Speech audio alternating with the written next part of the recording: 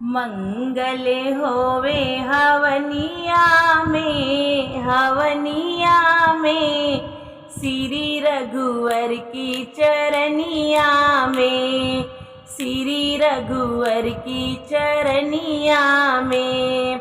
मंगल होवे हवनिया में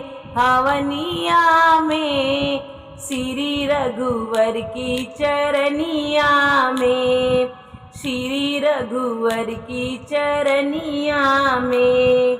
पहली हवनिया अयोध्या में होवे, पहली हवनिया अयोध्या में होवे।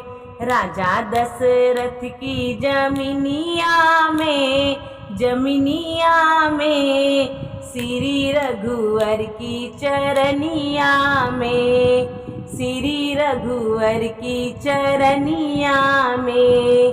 मंगल होवे हवनिया में श्री रघुवर की चरनिया में, श्री रघुवर की चरनिया में। दूसरी हवनिया जनकपुर में होवे, दूसरी हवनिया जनकपुर में होवे। राजा जनक की जमीनिया में श्री रघुवर की चरनिया में, श्री रघुवर की चरनिया में। मंगल होवे हवनिया में श्री रघुवर की चरनिया में, श्री रघुवर की चरनिया में।